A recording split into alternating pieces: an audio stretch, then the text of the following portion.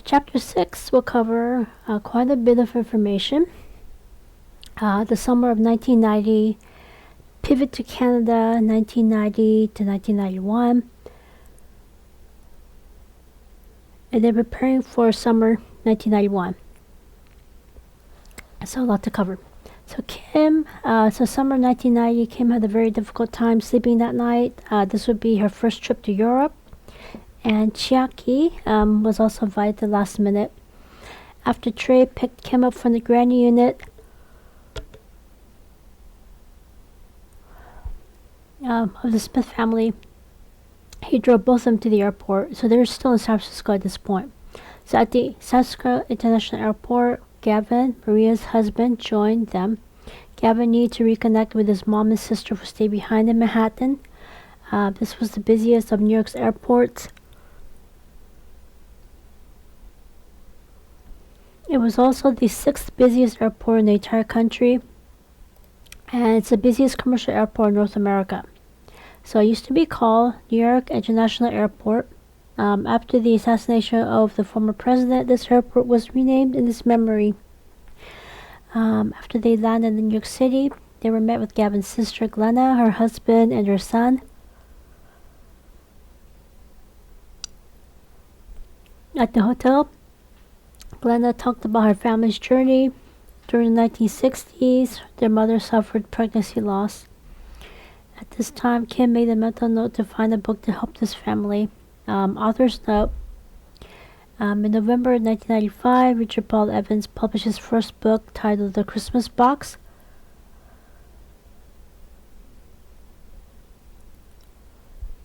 This book has helped his parents and siblings heal from losing an unborn sibling decades earlier. We're talking about Richard Paul Evans. He has since written sequels and other books. At this time, she got 3 copies. One for Glenna, Gavin's family. One for the Alloway family because,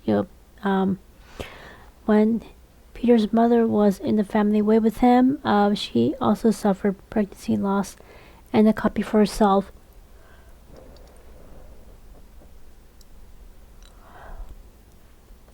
So this is grandfather. We're talking about Gavin and Glenna. As a pillar of the Manhattan community, Gavin and Glenna's mother was not given any privacy by the news media, including tabloids. While she contemplated getting a divorce or getting the marriage annulled because they're both Catholic, his grandfather went through her and her mother's medical records because he wants to know what's going on. This shouldn't happen because they're in a first world country. They got the best medical care. Sadly, they experienced one roadblock after another. Eventually, they slowly and carefully pieced together exactly what happened. Back in the 1940s, there was a prescription drug called DES, that was prescribed to, ironically, I know I'm using that word wrong, to prevent miscarriage. Gavin and Glenna's grandmother took that drug. So bear in mind, this is not like 2026 where everybody's questioning what we're getting from the media. Patients did not question their doctors. That being said, there were lawsuits filed as early as the 1950s claiming that their children, including male children, were born with reproductive abnormalities. So his grandfather joined in existing lawsuits. In 1980, the Supreme Court got involved because this is like a lot. People are suing their former doctors who may or may not be practicing. They sued pharmacies. They sued pharmaceutical companies because some pharmaceutical companies said these are safe. They tried to sue the group that made this drug as well. So this was a huge issue back then, understandably, because the damage is already done. It cannot be fixed. Although Gavin's sister Glenna has a son, her second pregnancy ended and then ectopic pregnancy, where the surgeon had to remove the one healthy ovary she had left. The other one has endometriosis, because with ectopic pregnancy, you can't. This is not something like you can ignore. The mom's life is also in danger. So they had to surgically remove the embryo that was stuck in her fallopian tube. So as sadly, Gavin's sister Glenna cannot have any more children. Chiaki held back tears. Kim quietly said that she's sorry for their losses. Gavin and Glenna nodded. Gavin clarified that they may never know, because it's easy to try to piece together, cause and effect, but there's no proof that the death drug caused his sister's endometriosis. There's no proof that the death drug caused his sister's ectopic pregnancy. However, it is a cautionary tale.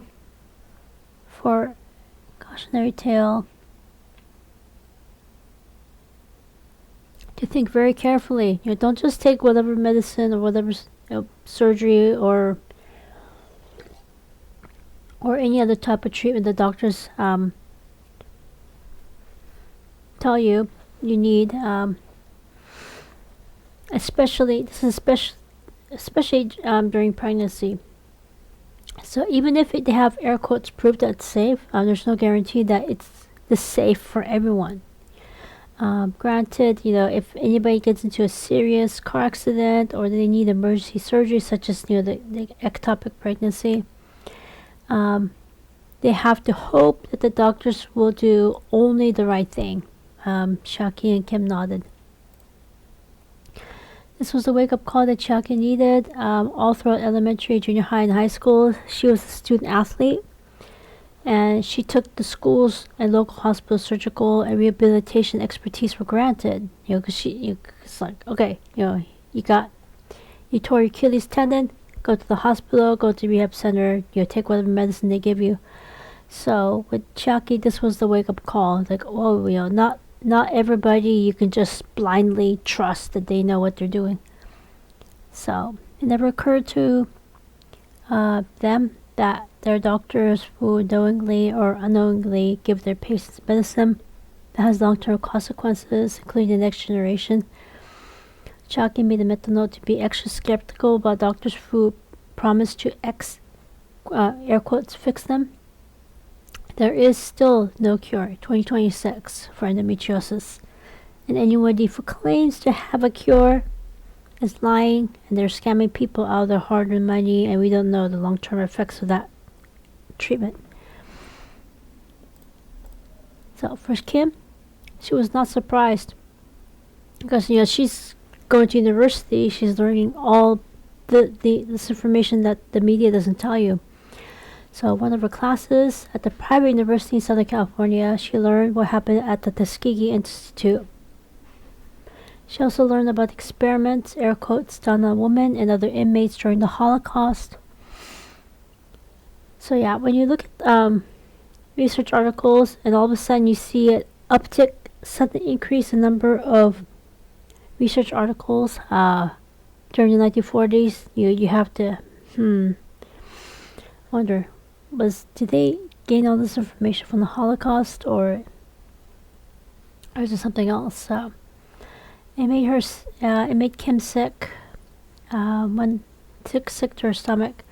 For example, when full dose birth control pills first came out to the market back in the 1970s, they were told these pills are safe. On an unrelated note, the same thing occurred with the Agent Orange, which was sprayed during the Vietnam War. At first they were told, no, it's safe. Also, Kim read research that said opioids are safe and non-addicting. So, note, there were many lawsuits regarding the opioid crisis, resulting in 25 bankruptcy of the Rite Aid pharmacy chain. Kim would not be surprised if the long-term health effects will bite them in the next few decades. So, I'm talking about the birth control pill.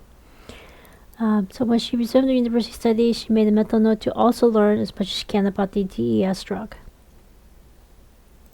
During that week, Gavin took Chiaki and Kim to various medical clinics and hospitals in Manhattan to learn more about endometriosis. Kim also used his time to visit maternity wards at various hospitals and birthing centers. At the end of the week, Chiaki and Kim thanked Gavin for giving them a brief tour in Manhattan. That weekend, one of Gavin's cousins boarded a plane with Chiaki and Kim to go to Europe.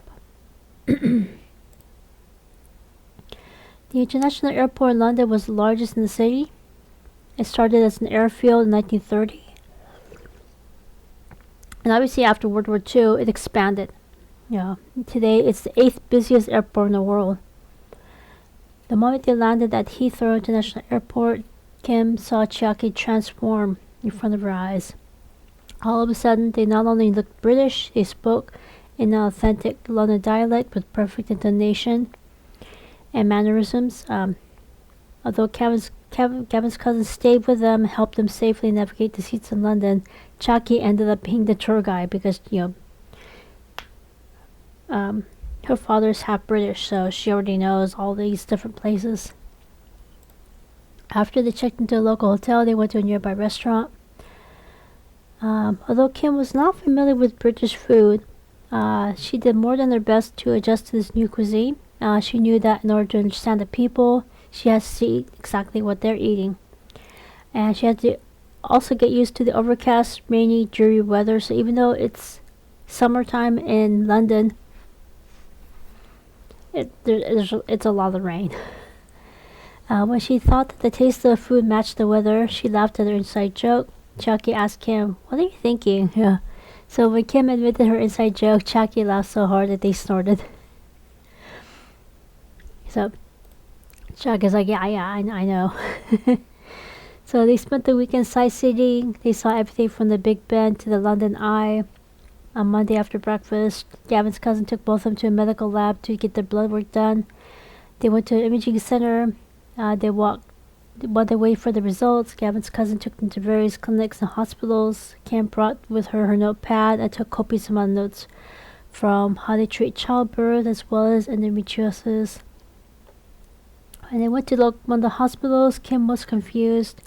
How do they make money when they don't send the hospital bill to the patients? Where do they get the money to give patients a voucher to get a taxi cab to take them home after discharge from the hospital? So that was an interesting thing because United States, you take it for granted. Well, I mean, I really take it for granted. It's probably not the right term, but we know you go to the hospital, they're going to send you a bill, and you're expected to pay whatever amount is the private health insurance company or public health insurance company is not going to pay. So as here in London, it's like, what? You don't generate the hospital bill? What? So they concluded their tour talking with a nutritionist who had numerous surgeries for endometriosis and where she is on her journey at that time. So by the time they got results from the hospital laboratory department, Kim and Chiaki opened a manila envelope in their privacy of the hotel room. After taking a deep breath, Kim opened up the sealed manila envelope that had the results. She went through line by line. Not surprisingly, she's getting enough vitamins and minerals. Her cholesterol and blood glucose were within normal range. And she saw her blood type. She gasped and covered her mouth. All of a sudden, her dysfunctional family dynamic made sense. Growing up, she wondered why her parents don't understand her and why she doesn't understand them. Her father's blood type B, her mom's blood type A. The lab results said that Kim was blood type O. Internally, she wouldn't be surprised if her younger sister Emma is probably blood type AB. No one in the family understands each other. Now bear in mind, in Japan, they think that there's a relationship between blood type and personality. So, moreover, even though her father's blood type B, that doesn't mean that he's easygoing. He's an old school Japanese immigrant man.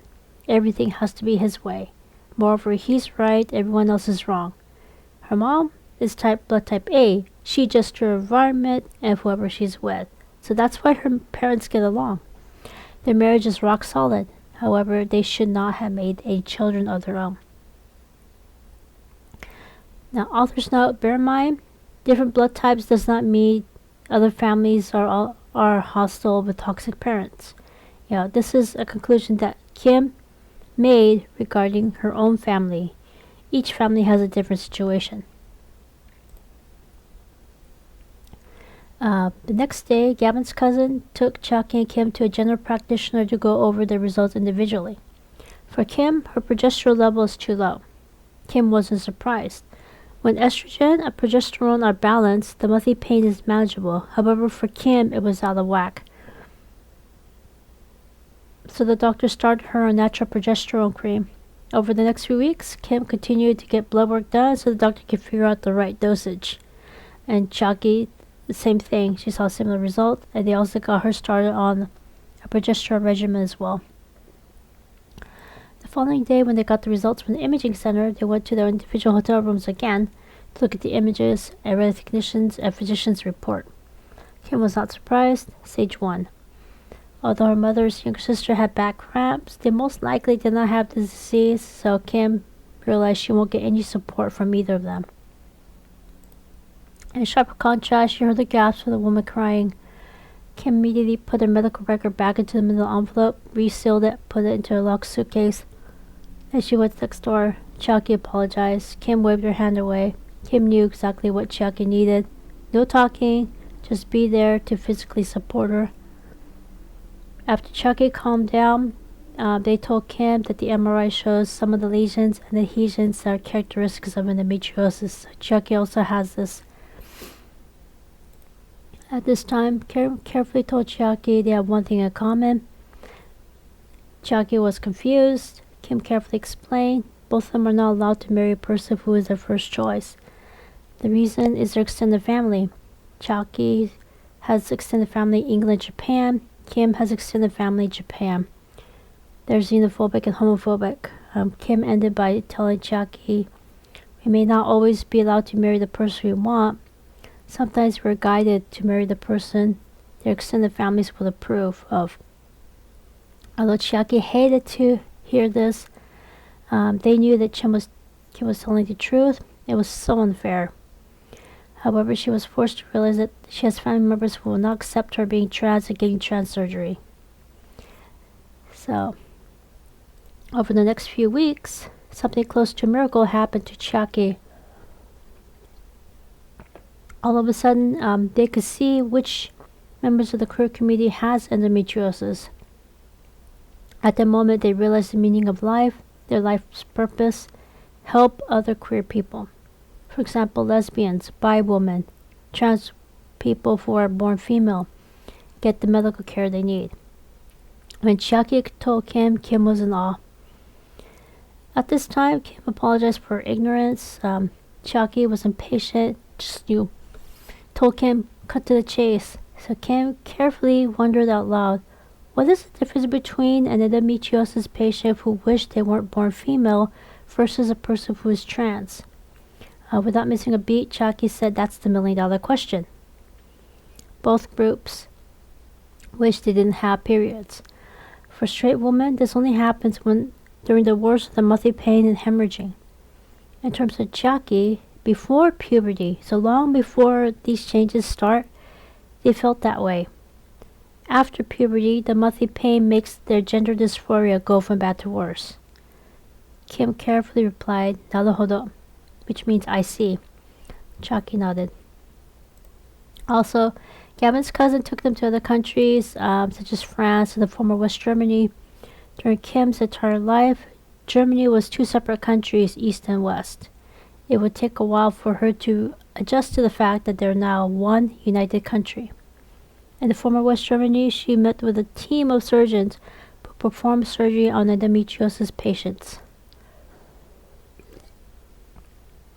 In Paris, she was intrigued by how they treat women before, during, and after childbirth.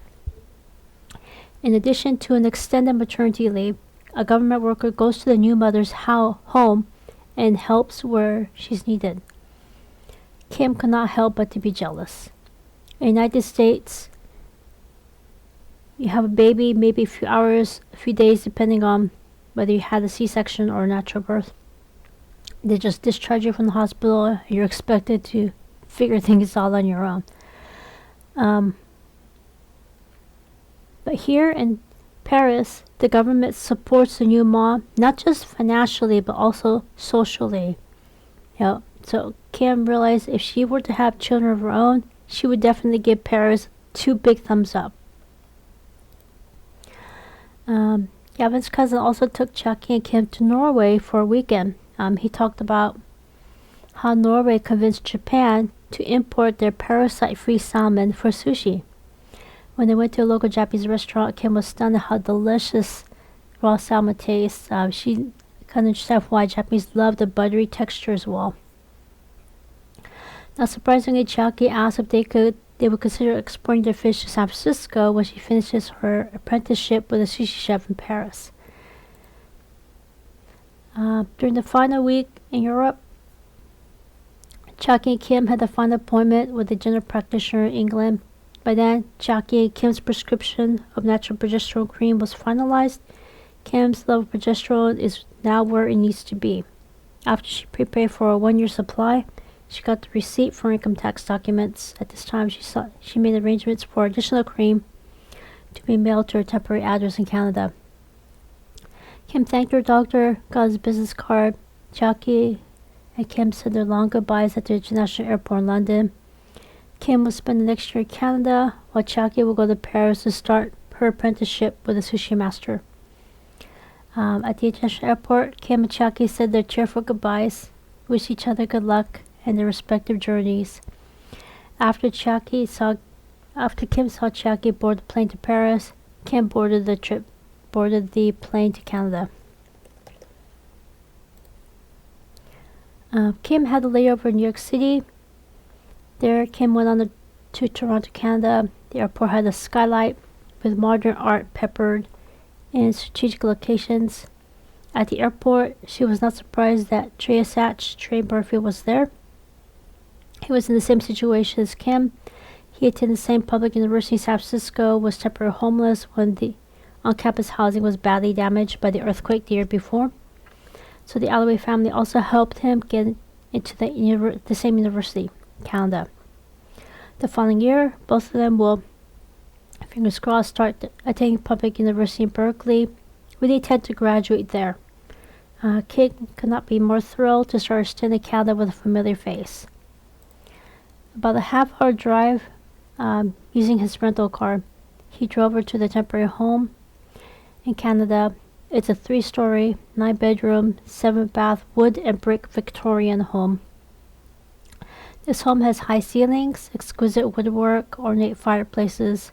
The main home has 5 spacious bedrooms, a bright studio, private nanny suite with its own private entrance, 4 luxurious bathrooms, 3 spa-like soaking tubs.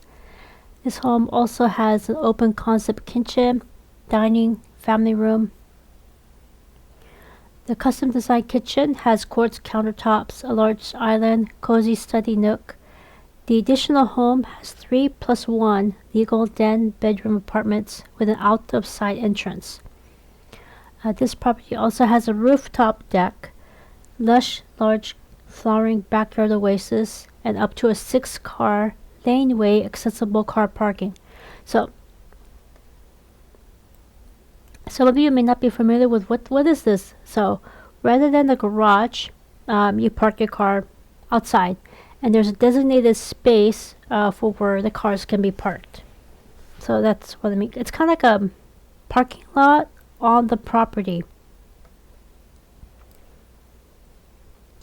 This property also has a basement. In the basement, she squealed with delight. There was a sauna. This would be especially important during the frigid cold winter in Canada. After Trey took Kim to her furnished room, she started unpacking. At this time, she met her housemates. All 9 of them are also university students. Once she got settled, Trey drove her to the nearest grocery store. They also stopped by a kitchenware store to get some pots, pans, dinnerware, silverware. At this time, Kim asked what she needs to do, what she needs to get through a Toronto winter. They stopped by a thrift store to get some 3-layer gear, breathable base layer, insulating mid-layer, and a waterproof outer shell. After finding some parkas, sweaters, fleece, and thermal underwear, she got 5 sets.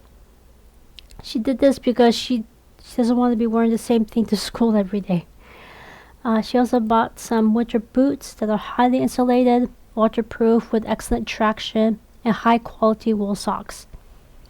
In terms of accessories, she got some warm winter hats, a toque, thermal gloves with thick windproof mittens, and some chunky scarves and fleece neck gaiter buff.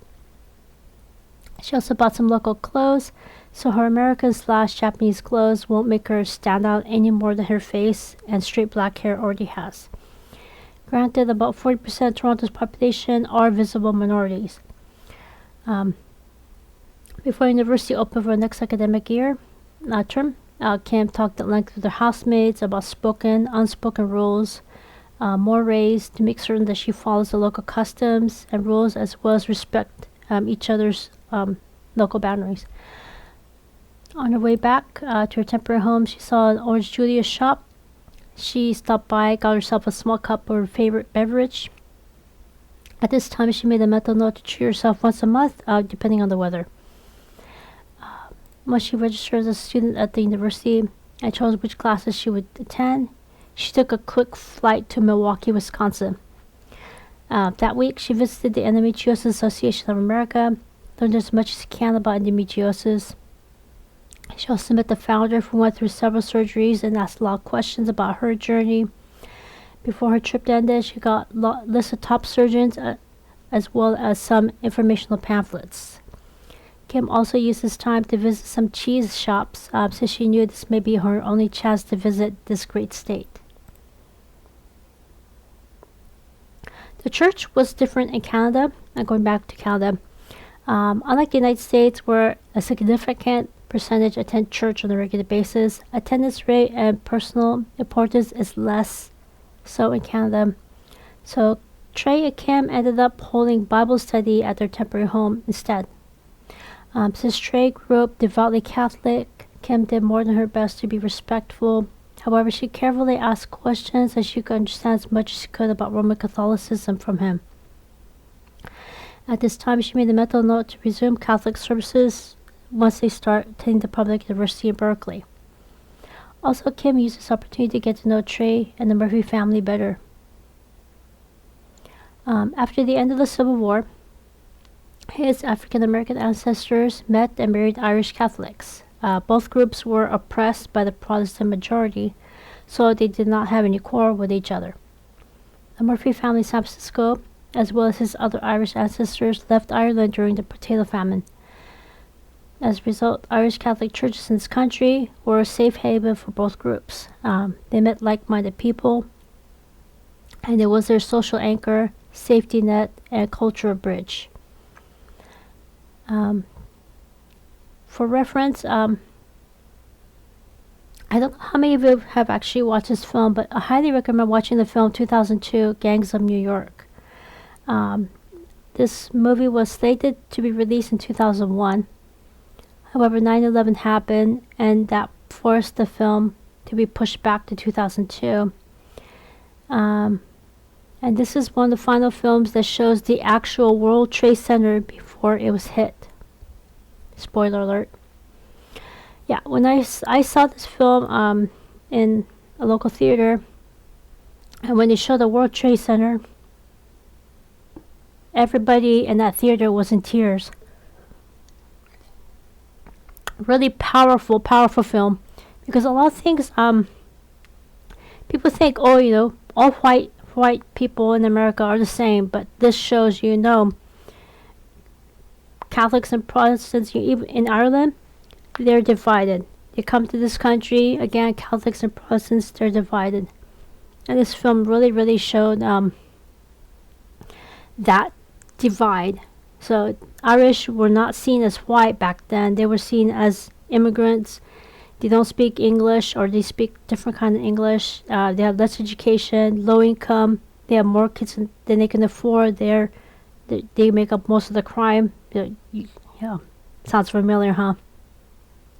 So this film was really, really powerful, especially when you watch it right after 9/11. It was just everybody was just in tears. Anyway, let me go back. So once classes resumed, so in Canada, that year went quickly. As a first-time student in Canada, Kim and Trey took a course on citizenship in a Canadian city. So you can tell that's the typical, only in Canada would you take a course on citizenship in a Canadian city.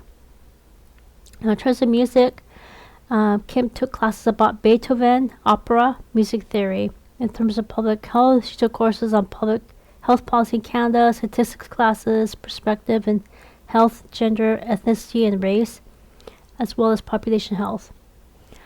Since this will determine whether or not Kim gets into UC Berkeley, Kim stepped up her A game. When she asked her professors about public health, childbirth options in Toronto, they referred her to local hospitals, birth centers, home birth options. As she wrote each term paper, she made certain to make an extra copy to send to University in Berkeley. And the same thing with a private university in Southern California. Kim and Trey loved the public university in Canada. Not only was it cheaper to get education in Canada, the quality of education is much higher than their former university in San Francisco. In late October, Peter's elder sister had fraternal twins, Alan and Anna. So this is back in San Francisco. Although she had a health scare during her first trimester, hyperemesis gravidarum, some of you may be familiar with that, and spent part of it at a hospital in San Francisco. Labor and delivery at the local hospital went smoothly because this is a high-risk pregnancy, so she can't just try to have twins at the birthing center. Mother and babies are doing fine. Not surprisingly, she announced that they're happy with 3 children. So after this whole ordeal, spending her first trimester at the hospital, and then finding out she's gonna have twins, and no, you're not gonna go to birthing center. You're gonna have the baby in the hospital. She said, "Okay, we're happy with 3." So she's like, "No more kids." That's which is understandable. So now, going back to Canada. They weren't kidding about Toronto winters. It lasts between about December through March, and on air quotes good days, the temperature is just above freezing. However, when it snows with wind. Those were the worst. It took everything for Kim to stay warm when she has to go outside. Fortunately, the house has triple pane windows with underfloor heating. So she only went outside when she had to take classes or she had to run errands in town. The rest of the winter, she stayed indoors, maybe inside the university or inside the house. She brewed mugs of amezake, which is non-alcoholic sake-leaf drink from Japan, to stay warm. And she made certain to finish each day defrosting at the basement sauna. March 3rd, 1991 was a pivotal date. So now we're going back to Southern California. In Southern California, she learned what's going on in South Central Los Angeles between African Americans, Mexican Americans, and South Korean business owners. March 3rd, 1991 was a pivotal date. An unarmed motorist was beaten by police in Los Angeles. The media deliberately did not state all the background information. The suspect was known by law enforcement, so he had run-ins with the law, so police already know who he is, what he looks like. Back in 1989, he threatened a Korean store owner with an iron bar. He hit the store owner with a pole. During that robbery, he stole $200 cash. Moreover, the media also stated the wrong information on the officers as well. So the media said all the officers are white. Obviously, the media wants people to get riled up. So they said all the officers are white. However, When Kim looked at the names of each of the officers, she noticed that some of them are actually Hispanic/Latin American. So the media is wrong. Not all the officers were white. Kim knew, regardless of the trial that follows the following year, the outcome of that trial will anger the committee even more. So even if they're found guilty, it's not going to fix things, you know. So a year later, the jury acquitted all the officers, and the citywide riot resulted. The National Guard had to be called in to calm things down. In an unrelated case, in June 1994, a former professional football player was arrested for the murder of his former wife and her male friend. I know some of you know who I'm talking about. His attorneys also used the Rodney King trial to prove that their client was not guilty, and not surprisingly, he got off. He got away with it. So, in both of these cases, again, the media did not mention the decades-long conflict between the three ethnic groups in South Central Los Angeles. Without this critical piece of information, the public believed whatever the media told them, and was angered at how African Americans are treated by public safety. Also, the media didn't state there was another case as well. A Korean shop owner shot and killed an African American person who was shoplifting at their store. The owner of the South Korean the store owner, was also acquitted, which also added to the anger of the African American community. So before the Rodney King trial, this also happened. So you can see a lot of things are just piling up, and then bam, the jury acquits all the officers, and then there's a citywide riot. So now, going back to Canada, once April arrived, Kim appreciated the warm spring days. One of Gavin's uncles from neighboring Ottawa stopped by to visit to help her file United States income tax for the previous calendar year. After they filed, she took it to the local post office to mail it internationally. At this time, he told her that she's going to go to Japan and Hawaii that summer. Excuse me. Toward the end of the summer, she will help his son, Peter,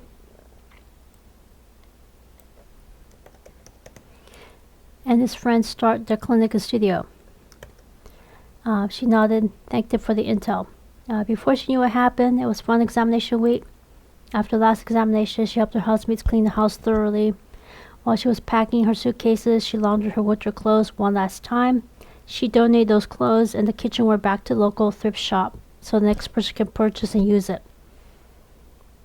After going over the checklist several more times, because obviously, once she leaves Canada, she can't say, "Oh, I forgot something, go back to Canada." She can't do that. So she has to make sure she got everything done. Everything is returned to the thrift shop. The house is all clean. Everything that has to be in a suitcase, all the things that she brought with her, she is going to take it with her to San Francisco. And then she and Trey took a flight back to San Francisco.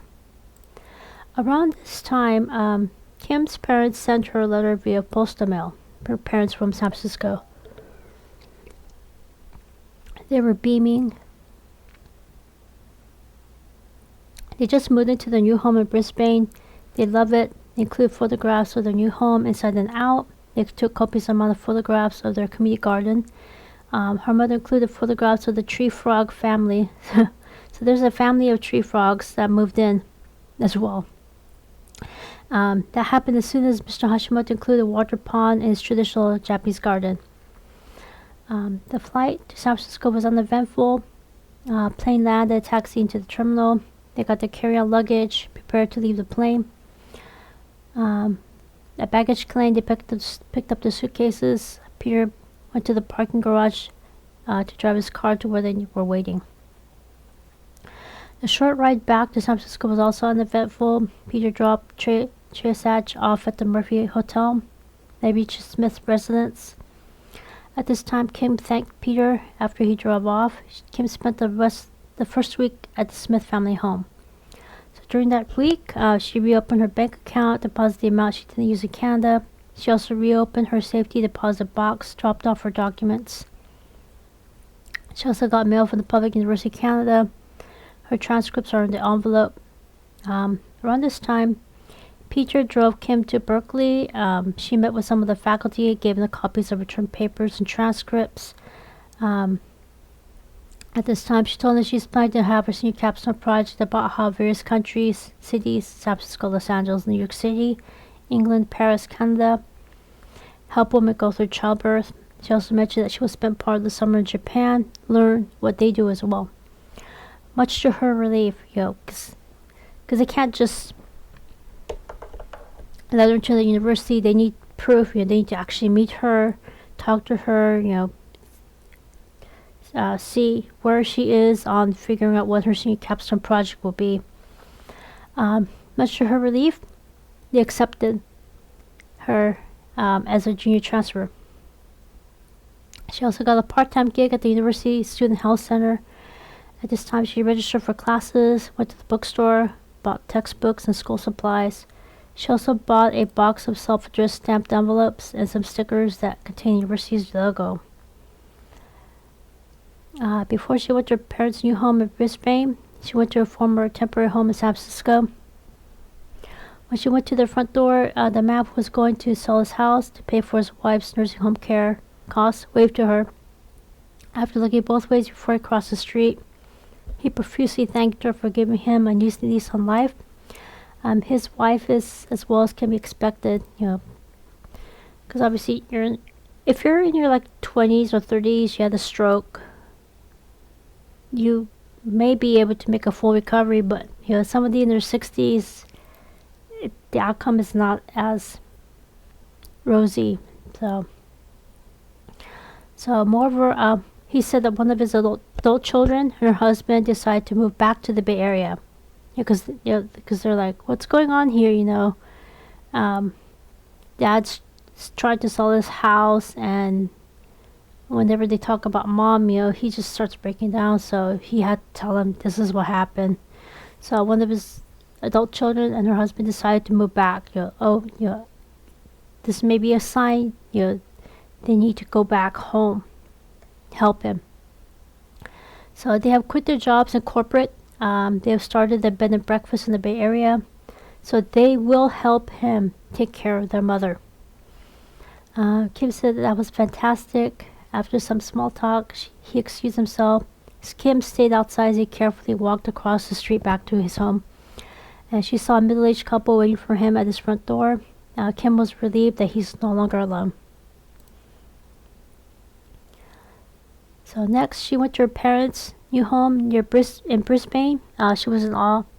There were 4, count them 1, 2, 3, 4, A-frame, 2-bedroom, 2-bath homes. The Alloway family combined their Irish and Scottish heritages, as well as his interest in all things Japanese.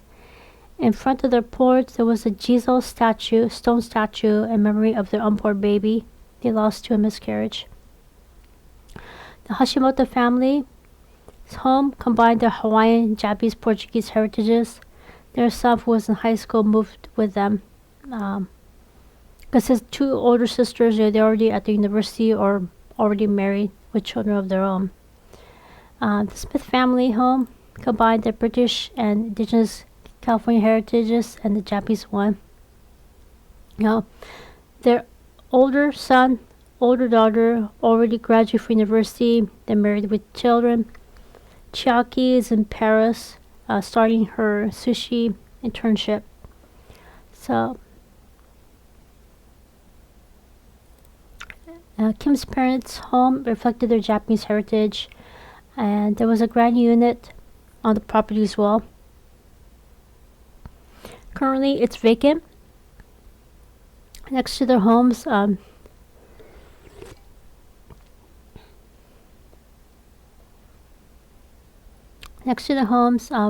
was the community garden. Kim recognized each of the trees and plants that came from her home in their former hometown. It was a traditional Japanese garden with a pond. Mr. Hashimoto explained that as soon as he installed the pond, a family of tree frogs moved in. When Kim named one of them Kermit, The frog made a ribbit sound. Mr. Hashimoto laughed out loud. When Kim went to her parents' home, they showed Kim every part of their home and gushed about the fact that reminded them of their childhood home. The front entrance looked like a genkan, complete with a place to put shoes. After Kim removed her shoes, put it into the shoe cabinet, she walked in and wore the slippers that were there. The hallway, kitchen, dining room had hardwood flooring. The living room, bedrooms had tatami floors, and the bathrooms had rubberized, cushioned sheet flooring. This type of flooring is soft and warm to the touch, dries quickly, feels comfortable underfoot. The entire flooring is waterproofed and sloped downward. The shower and soaking tub sits in the same drainage. The calm and natural aesthetic comes from the neutral, muted tones, river pebbles, and minimum grout lines. Before she knew it, it was time to go back to San Francisco International Airport. Kim looked forward to reconnecting with her extended family in Japan, as well as meet potential suitors in Hawaii. Questions, comments, constructive criticisms, asking for clarification, let me know, and I shall see you next time. Take care.